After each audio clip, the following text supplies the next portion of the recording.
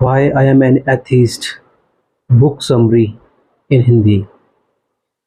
1930 में भगत सिंह जब Lahore central jail में बंद थे तब उन्होंने एक ऐसे लिखा था। वो खुद को एक एथीस्ट यानी नास्तिक मतलब जो कि भगवान में विश्वास नहीं करते मानते थे। इस वजह से उनके दोस्त उन्हें घमंडी समझने लगे। वो कहते कि भगत सिंह को खुद को नास्तिक इसलिए कहते हैं क्योंकि उन्हें बहुत घमंड और अहंकार है। मगर भगत सिंह इस बात से बिल्कुल सहमत नहीं थे। इस ऐसे में उन्होंने समझाया है कि उनके नास्तिक होने का कारण घमंड नहीं है। इस बुक में आप उनके आज़ाद सोच और प्रिंसिपल्स के बारे में सीखेंगे। उन्होंने दुनिया में बहुत अन्याय और नाइंसाफ़ी देखी तो सवाल किया कि अगर सच में भगवान है तो वो अपने लोगों को इतना दुख और तकलीफ क्यों देता है। इस बुक में भगवत भगत सिंह ने हिंदू मुस्लिम क्रिश्चियन के अपने भगवान में विश्वास को चैलेंज किया। ये दुनिया कैसे बनी, कैसे कितने आगे बढ़ी और अगले जन्म की सोच कै जैसी कई बातों पर सवाल उठाए। क्योंकि वो पूरा जीवन नास्तिक रहे, उन्हें स्वर्ग और अगले जन्म की कॉन्सेप्ट में बिल्कुल भरोसा नहीं था। भगत सिंह ने मौत का सामना हिम्मत से किया। वो उससे घबराए नहीं। वो खुश थे कि उन्होंने अपना पूरा जीवन इंडिया की आज़ादी और लोगों को आज़ाद करने में लगा दिया। 1937 में उन्हें जब फांसी दी गई तो वो मात्र 23 साल के थे। हाँ, वो एक महान ग्रेट इंडियन हीरो हैं। वो बहुत टैलेंटेड राइटर थे, आज़ाद ख्यालों वाले और बहुत स्ट्रॉन्ग लीडर भी थे। भगत सिंह ने अपने मिशन इंडिया की आज़ादी के लिए अपनी जान तक गंवा दी। चाहे वो नास्तिक हो या नहीं, वो एक महान इंसान जरूर थे जिनकी जितनी भी तारीफ की जाए वो कम ही होगी। Why I am an atheist. क्या मेरे नास्तिक होने का कारण मेरा घमंड है? अगर मैं भगवान में विश्वास नहीं करता तो इसका इसका कारण मेरा घमंड है? यही सवाल मेरे दोस्त मुझसे पूछते हैं। मुझे एहसास ही नहीं हुआ कि मेरे व्यवहार से उन्हें ऐसा लग रहा है। कुछ लोगों ने जो थोड़ा बहुत समय मेरे साथ बिताया था उन्होंने ऐसा ही समझ लिया, ऐसा ही अनुमान लगा लिया। अब मैं जवाब देने के लिए मजबूर हूँ। मैं एक साधारण आदमी हूँ। इससे ज़्यादा मैं खुद को कुछ नहीं समझता। हाँ, मैं स्वीकार करता हूँ कि कभी कभी मुझ में घमंड और अहंकार होता है, मगर वो मेरे नास्तिक होने का कारण बिल्कुल नहीं है। मेरे कुछ दोस्त मुझे तानाशाह और हुक्म चलाना वाला कहते हैं। कुछ कहते हैं कि मैं हर काम अपनी मर्जी से करता हूँ। उन्हें ये शिकायत है कि मैं अपनी बात दूसरों पर थोपता हूँ और तब तक बहस करता हूँ जब तक मेरी बात मान नहीं लेते। हाँ, इस बात से मैं मना नहीं कर सकता। मैं इस बात से भी मना नहीं कर सकता कि मुझे बहुत ईगो है। हमारे समाज में से अहंकार या खुद पर बहुत गर्व होना कहते हैं। तो अगर ये बात सच है कि मैं अपने घमंड के कारण नास्तिक हूँ तो इसकी वजह दो कारण हो सकते हैं। पहला, मुझे खुद पर इतना गर्व है कि भगवान को अपना दुश्मन समझता हूँ। दूसरा, मुझे इतना अहंकार है कि मैं खुद को ही भगवान समझता हूँ। चाहे दोनों में से कोई भी सिचुएशन हो फिर भी मैं ही हारूंगा।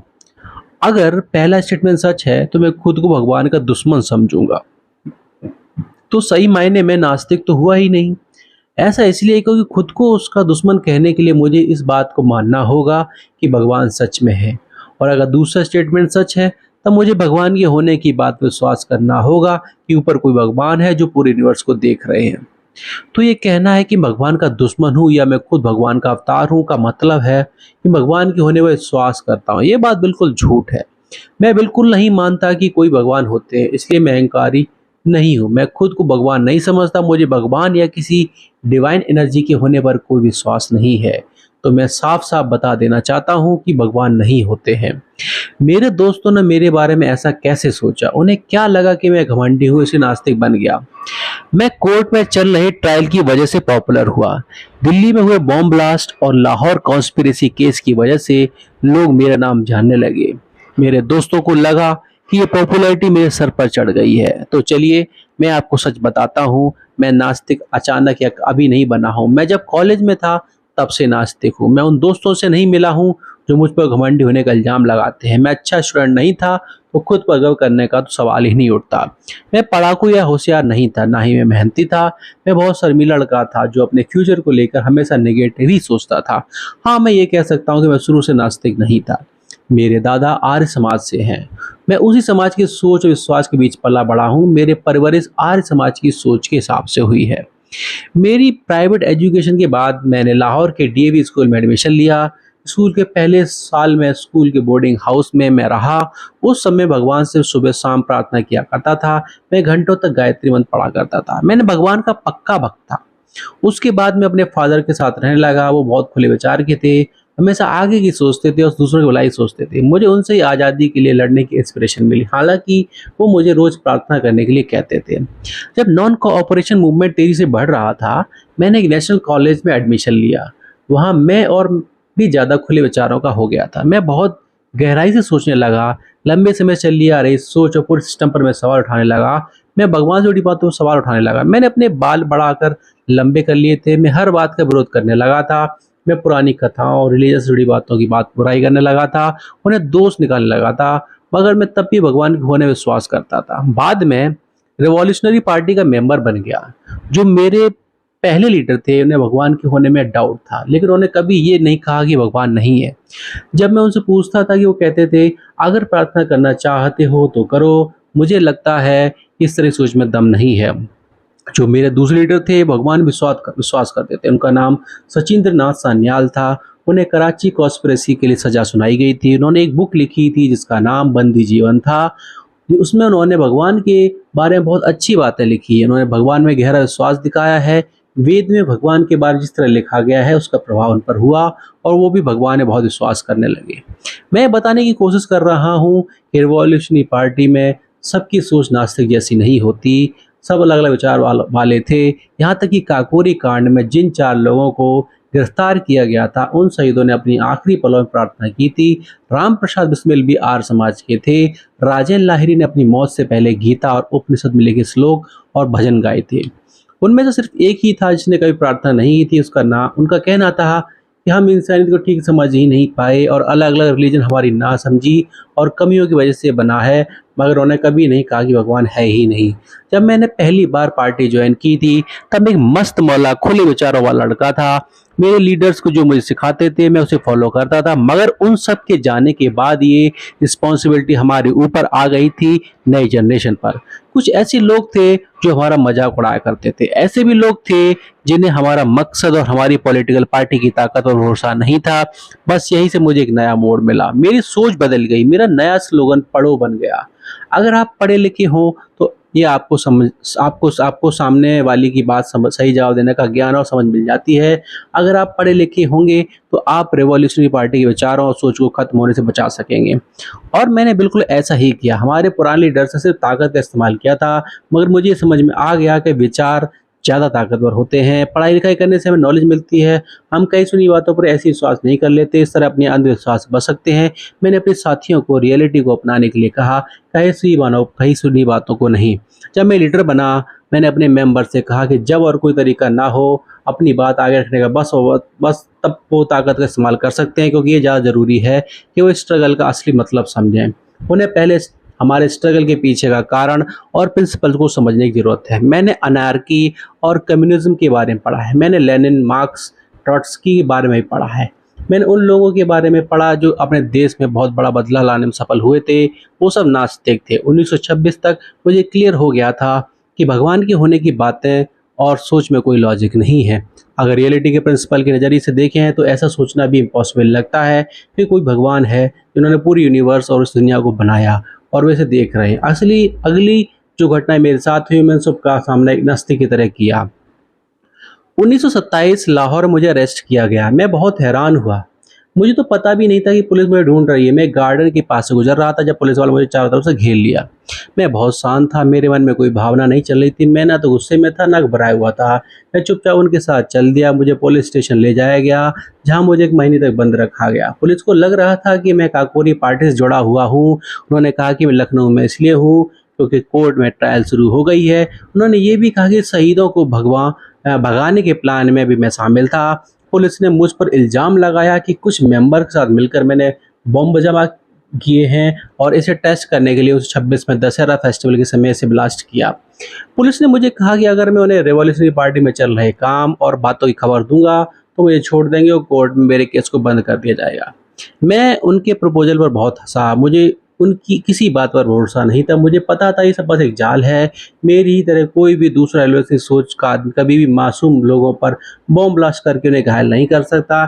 सीआईडी के अनुसार सुपरिटेंडेंट मुझे बताने आए कि मेरे साथ क्या-क्या हो सकता है। अगर मैंने उन्हें कुछ नहीं बताया तो वो कोर्ट में मेरा केस शुरू कर देंगे। वो जल्दी सज़ा दिलाने के लिए वो मेरे नाम का काकोरी केस के अलावा दशहरा में हुए मर्डर के साथ जोड़ देंगे। उन्होंने बताया कि पुलिस के पास मेरे खिलाफ इतने सबूत हैं कि मुझे आसानी से फांसी लटका दिया जाएगा। मुझे पता था कि पुलिस मेरे साथ कुछ भी कर सकती थी। कुछ लोगों ने मुझे भगवान से प्रार्थना करने को कहा और अब तक तो मैं नास्तिक बन चुका था। मैं सोचता था कि मैं नास्तिक बस तब तक होता हूँ जब शांत और खुश होता हूँ। मुझे लगा शायद काकोरी शहीदों शहीदों की तरह मैं भी तकलीफ और मुसीबत के समय भगवान से प्रार्थना करने लग जाऊं। पर मुझे एहसास हुआ कि इस वक्त बुरे वक्त में भी जब मुझे फांसी भी हो सकती है, मैं भगवान में विश्वास नहीं कर पा रहा था, मैं प्रार्थना नहीं कर पा रहा था। और मैं अपनी बात पर टिका रहा। आप कह सकते हैं कि मैंने टेस्ट पास कर लिया था। मुझे खुद को बचाने की कभी इच्छा ही नहीं हुई। मैं पूरी तरह हर बार नास्तिक ही बना रहा। भगवान पर भरोसा मुसीबतों को झेलने की शक्ति देता है, मुझे उसे आसान बना देता है। इंसान को भगवान में एक सहारा और आस दिखाई देती है, लेकिन अगर ये सोच हो कि कोई भगवान ही नहीं है तो आदमी को खुद पर ही भरोसा करना पड़ता है। वो किसी पर डिपेंडेंट नहीं रहता, उसे खुद पर अपने पैरों पर खड़ा होना पड़ता है। ज़िंदगी के तूफ़ान और मुश्किलों से अकेले लड़ना पड़ता है। ऐसी ज़रूरत के समय में आदमी घमंडी नहीं हो सकता, वो भगवान को चैलेंज करने की हिम्मत ही नहीं कर सकता। ऐसा लग रहा था कि मैं एक तूफ़ान के बीच फँसा हूँ। अगले एक हफ्ते में कोर्ट अपना फैसला सुनाने वाली थी। मेरे पास कोई उम्मीद या सहारा नहीं था, सिवाय इस बात के कि मैं हमेशा अपने प्रिंसिपल के लिए लड़ा रहा। मैं जिस बात पर सबसे ज़्यादा विश्वास करता हूँ, उसके लिए मैं हमेशा खड़ा रहा और इसकी वजह से अब मेरी जान भी जा सकती है। हिंदू रिलीजन को मानने वाला रिवॉल्यूशनरी सोचता होगा कि अगले जन्म में राजा बनकर पैदा होगा। क्रिश्चियन रिवॉल्यूशनरी सोचेगा कि वो हमेशा के लिए स्वर्ग में रहेगा। पर मैं क्या उम्मीद करूँ, मैं तो नास्तिक हूँ। मैं बस ये जानता हूँ कि जब वो रस्सी मेरे गले में होगी और मेरे पैरों के नीचे से बीम को हटा दिया जाएगा, वही सबसे बड़ा सच होगा, वही मेरा अंत होगा। कोई अगला जन्म या मौत के बाद ज़िंदगी नहीं होगी, बस मैं और मेरी आत्मा हमेशा के लिए चले जाएंगे और कुछ नहीं होगा। मेरे पास बस एक छोटी सी ज़िंदगी थी जो मैंने एक मकसद के लिए जिया। मेरा अपना कोई सेल्फिश मकसद नहीं था। मुझे इसके बदले में कुछ नहीं चाहिए, कोई इनाम नहीं चाहिए। इस जन्म में किसकी या इस जन्म में या अगले जन्म में अपना जीवन अपने देश की आज़ादी के लिए लगा दिया, क्योंकि मैं बस यही चाहता था। अपने जीवन को लोगों की सेवा और मदद में लगाना, पूरे मन से लोगों के दुखों को दूर करना, वो भी बिना किसी नाम के चाहत में। जैसे कि अगले जन्म में राजा का बनना है, स्वर्ग में रहने की इच्छा रखना, ये सही सच्ची सेवा है और ये सबसे बड़ा काम है। क्या इसमें आपको घमंड नज़र आता है? क्या इस महान काम को करने में आपको कभी घमंड दिखता है? नहीं, बिल्कुल नहीं। हमें उन लोगों को माफ़ कर देना चाहिए जो इस गहरी बात को समझ नहीं सकते, महसूस नहीं कर सकते, जो मुझ पर इल्ज़ाम लगाते हैं। उनके पास बस कहने के लिए दिल है मगर भावनाएं नहीं। ये बहुत दुख की बात है कि मेरा खुद पर जो भरोसा है उसे घमंड समझा गया। ये बात तकलीफ देती है, लेकिन आप दूसरों की सोच को कंट्रोल नहीं कर सकते। अगर किसी बात पर सवाल उठाओ या किसी बड़े आदमी के खिलाफ कुछ बोलो तो इसको आपको घमंड कहा जाता है। लोग सोचते हैं कि खुद को बहुत बड़ा और महान समझता है। क्या ऐसी सोच अंधविश्वास नहीं है? एक रिवॉल्यूशनरी होने के कारण मैं आज़ाद ख्यालों वाला हूँ। मुझे पुरानी बातों सोच को चैलेंज करने का हक होना चाहिए। एग्जाम्पल के लिए गांधी जी की बात करते हैं, क्योंकि वो एक महान इंसान थे। उनके खिलाफ कोई कुछ नहीं बोल सकता। उन्होंने पॉलिटिक्स, इकोनॉमिक्स, एथिक्स, रिलीजन के बारे में जो भी कहा सब ठीक ही होगा। कोई फ़र्क नहीं पड़ता कि आप उनकी बात से सहमत हैं नहीं, बस आपको उससे सच मानकर अपनाना होगा। क्या इस तरह की सोच हमें कभी आगे बढ़ने दे देगी? मुझे पक्का पता है बिल्कुल नहीं। ये आज़ाद सोच तो नहीं है, ये तो बस एक रिएक्शन है, ये अंधविश्वास जैसा ही है। ये वैसा ही है जैसे आप भगवान की पूजा करते जा रहे हैं क्योंकि आपके घर के बड़ों ने ऐसा किया था। मैं साफ बता चुका हूँ कि घमंड में नास्तिक होने का कारण नहीं है, इसे पढ़ने वाले रीडर्स पर डिपेंड करता है कि मेरे जवाब संतुष्ट है या नहीं। मैं ये जानता हूँ कि इससे भगवान पर भरोसा करने से मुझे शक्ति मिलेगी, मेरी मुसीबत कुछ कम हो जाएगी, इस तकलीफ में भी आनंद आने लगी। पर मैं तो नास्तिक हूँ, इसलिए चीज़ें मुश्किल और रूखी रूखी और सूखी हैं। अपने फ्यूचर का सामना करने के लिए मुझे किसी अंधविश्वास की जरूरत नहीं है। मैं मुक्ति पाने की इच्छा में खुद को खोना नहीं चाहता। मैं रियलिटी में जीना चाहता हूँ। मेरी किस्मत जो लिखा है मैं उसे एक्सेप्ट कर लूँगा। मैं इसे कारण को समझ कर एक्सेप्ट करूँगा। मैं ये थोड़ा मुश्किल है, लेकिन पूरी कोशिश करूँगा कि मैं सफल हो जाऊँ। अगर मेरे नास्तिक होने के कारण घमंड नहीं है तो फिर क्या है? अब मैं इसका जवाब देने जा रहा हूँ। पुराने समय के लोगों के पास दुनिया के राज को समझाने का कोई तरीका नहीं था, इसलिए उन्होंने भगवान के होने का आइडिया निकाला। उनके पास कोई सबूत नहीं था, उनका सूरज कैसे उगता है, शाम होने पर ढल जाता है, उन्हें पता नहीं था कि बारिश क्यों होती है, आग या आग कैसे काम करता है। इसलिए हर एक ने अपनी-अपनी बात समझाने के लिए अलग-अलग बातें शुरू कर दी। यही कारण है कि आज इतने अलग-अलग रिलीजन हैं। वेस्ट और ईस्ट के लोगों की भगवान से जुड़ी-जुड़ी अलग कहानियाँ हैं। ये दुनिया कैसे बनी, नेचर की घटनाओं से जुड़ी हुई अलग-अलग कहानियाँ हैं। ईस्ट में हिंदू और मुस्लिम 2 अलग रिलीजन हैं, यहाँ तक कि इंडिया में ब्राह्मण, जैन, बुद्ध धर्म सब एक दूसरे से बहुत अलग हैं। ब्राह्मण समाज में भी सनातन धर्म और आर्य समाज के विचार और सोच एक दूसरे से नहीं मिलती। हर रिलीजन की सोच अलग है। उनका मानना और कहना है कि उनकी सोच और बातें सच और सही हैं। ये सोच मुझे दुख पहुंचाती है। काश की पुरानी समय के विद्वान और समझदार लोग एक साथ होकर सोचते तो इस दुनिया के रहस्य का असली कारण उन्हें समझ में आ जाता। पर ऐसा तो हुआ ही नहीं। कोई अपनी बात से पीछे हटने को तैयार ही नहीं था, कोई दूसरे की बात मानने को तैयार ही नहीं था। इसका रिजल्ट हुआ कि हम इंसान सच्चाई से बहुत दूर हो गए। हमें असलियत का ज्ञान ही नहीं है। अब इस समय भगवान पर विश्वास करने वालों के लिए मेरे कुछ सवाल हैं। पहला, भगवान ने दुनिया क्यों बनाई? ऐसी दुनिया क्यों बनाई जिसमें इतना दुख और दर्द है? क्यों इंसानों में इतनी कमियां हैं? सब कुछ मिल जाने के बाद भी क्योंकि उनकी इच्छाएं कभी खत्म नहीं होती। अब ये मत कहना कि भगवान का रूल है, क्योंकि अगर उन्होंने ऐसा रूल्स बनाए हैं तो वे सबसे शक्तिशाली कैसे हुए? क्या उन्हें ये सब देखकर खुशी मिलती है? अगर हाँ, तब तो वो बिल्कुल नीरो के जैसे हैं। नीरो एक रोमन राजा था जिसने अपने शौक और मजे के लिए हजारों लोगों को मार दिया था, हजारों लोगों को दुखी किया था। नीरो को सब शैतान, अत्याचारी राजा और पत्थर दिल इंसान कहने लगे थे, तो भगवान नीरो से अलग कैसे हुए? क्यों हर रोज हर समय लोगों को इतना दुख और तकलीफ झेलना पड़ता है? इस दुनिया में हर समय इतनी अशांति क्यों रहती है? इसके पीछे क्या लॉजिक हो सकता है? मैं सभी मुस्लिम और क्रिश्चियन लोगों से पूछता हूँ, इन सबका क्या जवाब है आपके पास? आप तो अगले जन्म में विश्वास नहीं करते, इसलिए आप ये नहीं कह सकते कि इसी सब पुराने पर काम करने की सजा है। आप तो ये मानते हैं कि भगवान ने दुनिया 6 दिन में बनाई थी और हर दिन के खत्म होने पर वे कहते थे सब अच्छा है। सारे मुस्लिम और क्रिश्चियन आज अपने भगवान से पूछिए, इन्हें सारी कैसे पुरानी बातें बताइए और जितनी लड़ाई हुई हैं और सूखा पड़ा है, बाढ़ पड़ा है, भूकंप और तूफान आया है, अभी जो हो रहा है उसके बारे में बताइए। जैसे टेररिज्म, गरीबी, बच्चों के साथ गलत व्यवहार, क्या तब भी आपके भगवान सब अच्छा है कहेंगे? दुनिया में हर जगह लोग गंदी बस्ती में भूख से मर रहे हैं। लोगों से ज़्यादा काम कराकर उन्हें कम पैसे दिए जा रहे हैं और अमीर होते जा रहे हैं। गरीबों का जीना मुश्किल कर रखा है। हर रोज ज़रूरत से ज़्यादा जो सामान बनता है उसे समुद्र में फेंक दिया जाता है। उसे बनाने वाले लोग गरीब हैं, उन्हें देने की बजाय इतना सामान बर्बाद कर दिया जाता है। लोगों को गुलाम बनाकर उन्हें सताया जा रहा है और हम राजाओं की बड़ी बड़ी मूर्तियां बनाते हैं, उनका सम्मान करते हैं। दिखाओ अपने भगवान को ये सब, क्या वो अब भी कहेंगे सब अच्छा है? भगवान इन सभी दुखों का क्या कारण बताते हैं? चुप क्यों हो गए हो? कोई जवाब नहीं है आपके पास। अब मैं हिंदुओं से पूछता हूँ, आप कहते हैं कि आज अगर कोई दुख झेल रहा है तो उसका कारण उसके पिछले जन्म के बुरे काम है। आपका मानना है कि जो आज राजा बनकर पैदा हुआ है वो पिछले जन्म में साधु संत थे, इसलिए उनके अच्छे काम का फल है। तो हिंदुओं में ये मैं कहूँगा कि आपके दादा परदादा बहुत होशियार थे। इन्होंने इतनी चतुराई से एक ऐसा सिस्टम बनाया जिसमें बहाना बना के बचा जा सके। पर देखते हैं इनकी सोच कैसे सवालों का जवाब दे पाती है। मेरे प्यारे हिंदुओं, ये मैं आपसे कह रहा हूँ, अगले और पिछले जन्म की बातें उन लोगों ने बनाई जिनके पास पावर है, पैसा है। वो सिर्फ अपना पावर, अपनी पोजीशन बचाने के लिए ऐसी बातें करते हैं।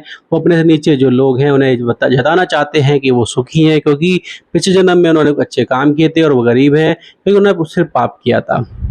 और बेचारे गरीब, वो अपना हक भी मांगने से डरते हैं। उन्हें में इस बदलने की हिम्मत ही नहीं है। ये अमीर पावरफुल लोगों और रिलीजियस लीडर्स ने ऐसा सिस्टम बनाया है जिसमें पिछले जन्म और सजा जैसी बातें बताई जाती हैं, जिससे लोगों के मन में डर बैठ जाता है। गरीबों ने कोड़ों की मार, जेल, फांसी की सजा और कभी न खत्म होने वाली गरीबी को स्वीकार कर लिया है, क्योंकि वो समझते हैं कि इन्होंने हमेशा पाप ही किया है, इसलिए वो इसी के लायक हैं। इसलिए ज्ञान देने वाले और अमीर इस दुनिया के 99% चीज़ों और पैसों पर अपना हक जमा कर बैठे हैं। हिंदुओं में आपसे पूछता हूँ, आपके भगवान सब देख रहे हैं तो अब लोगों को गलत काम क्यों करने देते हैं? उन्हें रोकते क्यों नहीं?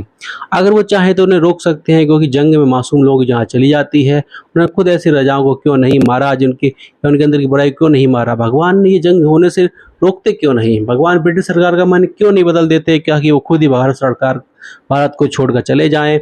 अमीर और सेठ के दिल में लालच खत्म क्यों नहीं करते ताकि जनता से चैन से जिंदगी जी सके? मेरे प्यारे भारतीयों, मैं आपसे कहता हूँ, ब्रिटिश हम पर इसलिए राज नहीं कर रहे क्योंकि भगवान की मर्जी है, बल्कि इसलिए क्योंकि हम उन्हें रोकने की कोशिश नहीं करते। हम उनसे लड़ते ही नहीं। हम उनके पास गन, राइफल, बम, बुलेट सब है, मगर वो इसलिए सफल हुए क्योंकि हमने लड़ने की कोशिश ही नहीं की। हम अपनी परवाह ही नहीं करते, हमें बस सहने की आदत पड़ गई है। उन्होंने हमारे देश को लूटा क्योंकि हमने उन्हें ऐसा करने दिया। इन सब में तुम्हारे भगवान कहाँ हैं, क्या कर रहे हैं वो? क्या वो सिर्फ देख रहे हैं और हमारे दर्द का मजा ले रहे हैं? अगर ऐसा है तो बहुत जालिम है, बिल्कुल नीरो की तरह। चलिए अब बात करते हैं कि दुनिया कैसे बनी। अगर मैं नास्तिक हूँ तो मैं कैसे समझाऊं कि यूनिवर्स कैसे बनी? मैं कैसे समझाऊं कि आदमी का जन्म कब कैसे हुआ? मेरे पास एक सिंपल जवाब है। क्रिएशन नेचर का एक प्रोसेस है। हजारों साल पहले यूनिवर्स में घूमने वाले डस्ट पार्टिकल्स और अलग तरह की गैस जब एक साथ आकर जुड़ी तो एक बादल जैसा बन गया। इसे नेबुला कहते हैं, जिससे फिर हमारा अर्थ बना। ऐसे ही एनिमल्स और आदमी का जन्म हुआ। चार्ल्स डार्विन की बुक ऑरिजिन ऑफ स्पीसीज में बताया गया है कि जब भी कुछ ऑर्गेनिक सब्सटेंस या तत्व साथ मिले तो एक सिंपल जीव बना। पानी में बैक्टीरिया से फिर प्लांट्स, मछलियाँ और एम्फीबियन, रेप्टाइल्स, बर्ड्स, मैमल्स वे डेवलप हुए। आदमी का जन्म नेचर में बदलाव और डेवलपमेंट के कारण हुआ है। अब आप कहेंगे कि कुछ लोग जन्म से बीमार हैं, उनकी बॉडी में कोई कमी क्यों है? अगर मैं नास्तिक हूँ तो मैं कैसे समझाऊंगा कि कोई बच्चा पैदा हुआ तो चल फिर क्यों नहीं सकता? कुछ बच्चे देख भी नहीं सकते, क्या इसलिए उनके पिछले जन्म में पाप किए थे? डॉक्टर्स इसका कारण खोज लिया। जन्म के समय कोई भी कमी, चाहे बॉडी की हो या माइंड की, सबका कारण जीन्स होता है, जो हमें हमारे पेरेंट्स से मिलता है। कभी कभी जीन्स की वजह से या प्रेगनेंसी के समय कुछ कमियां रह जाती हैं, या भी कोई पिछले जन्म के कारण नहीं होता। अगर अब आप मुझसे पूछेंगे अगर भगवान है ही नहीं तो इंसान को थॉट कैसे आया? मेरा जवाब सिंपल है। लोग भगवान पर वैसे ही विश्वास करते हैं जैसे भूत प्रेत पर करते हैं। ये सिर्फ कहानी और इमेजिनेशन के कारण बना है। भगवान में और भूत प्रेत में बस यही फ़र्क है कि सबका मानना है कि भगवान एक अच्छी एनर्जी है, सिर्फ अच्छा काम ही करते हैं। सोच को इतना गहरा मजबूत बनाया गया है कि अब तक कायम है। इंसान ने रिलीजन को ज़िंदगी की मुसीबतों का सामना करने के लिए बनाया है।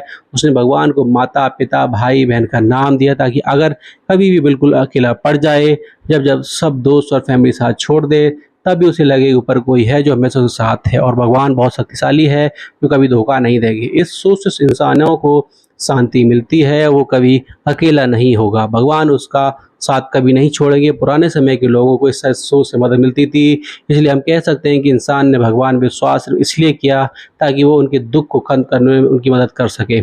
अगर कोई इंसान रियलिटी में जीना चाहता है या नास्तिक होता है तो वो सिर्फ खुद विश्वास करता है। यही सोच मेरी भी है, इसलिए मैं इस बात पर जोर देकर कहना चाहता हूँ कि घमंड ने मुझे नास्तिक नहीं बनाया। हर बात को टेस्ट करना, उसे समझना और फिर उस पर विश्वास करने की सोच ने मुझे नास्तिक बनाया है। सिर्फ इसलिए कि मौत सामने है मैं प्रार्थना करने लगूँ और तो ये ज़्यादा और गलत होगा। मेरे हिसाब से प्रार्थना करना इंसान की सबसे सेल्फिश आदत है जो वो खुद को बचाने के लिए करता है। प्रार्थना वो हमेशा कुछ ना कुछ मांगता ही रहता है। मैंने मेरे जैसे दूसरे नास्तिक लोगों के बारे में पढ़ा है जिन्होंने मुसीबत का बहादुरी सामना किया, इसलिए मैं अपना सर उठाकर हिम्मत से फांसी की सजा को हंसकर गले लगाऊंगा। एक दोस्त ने मुझसे कहा कि देखना, मरने से पहले तुम जरूर प्रार्थना करोगे, पर मैंने कहा कि नहीं, ऐसा कभी नहीं होगा। ऐसा करने से मैं डरपोक और झूठा ही कहलाऊंगा। मैं अपनी बात पर अंत तक खड़ा रहूंगा, मैं प्रार्थना नहीं करूंगा। अगर अभी मेरे रीडर्स को लगता है कि घमंड है तो ये सही है। इस बुक में आपने भगत सिंह के बारे में पढ़ा, आपने समझा कि वो नास्तिक क्यों थे। आपने समझा कि उनका घमंड नहीं था बल्कि उनकी आज़ाद सोच थी। आपने जाना कि भगत सिंह के हिसाब से इंसान ने भगवान को सिर्फ इसलिए बनाया ताकि वो मुसीबत से बच सके। शायद अब हमें सोचने की जरूरत है कि क्या नास्तिक होना गलत है? अगर आप भगवान पर विश्वास नहीं करते तो इसका क्या मतलब है कि आप लोगों पर हुक्म चला रहे हैं, खुद भगवान समझ रहे हैं? क्या इसका मतलब ये है कि आप बुरे इंसान हैं? भगत सिंह लोगों की ज़िंदगी बदलना चाहते थे, उन्हें सुधार करना चाहते थे। वो चाहते थे कि गरीबी हट जाए, इंडिया आज़ाद तो हो गया, लेकिन एक स्ट्रॉन्ग डेवलप्ड नेशन बनने के लिए हम अभी भी मुश्किलों का सामना कर रहे हैं। भगत सिंह से कुछ लेना चाहते हो तो सीख लो कि हमें खुद अपने पैरों पर खड़ा होना होगा और मेहनत करके अपने गोल को अचीव करना होगा। कोई भगवान या कोई एनर्जी आपके लिए नहीं कर सकती। हमारे देश का भाग्य हमारे हाथों में है, इसे बचाने और आगे बढ़ाने की जिम्मेदारी हमारी है। आप सफल होते हैं या नहीं, ये सिर्फ आप पर डिपेंड करता है, किसी और पर नहीं।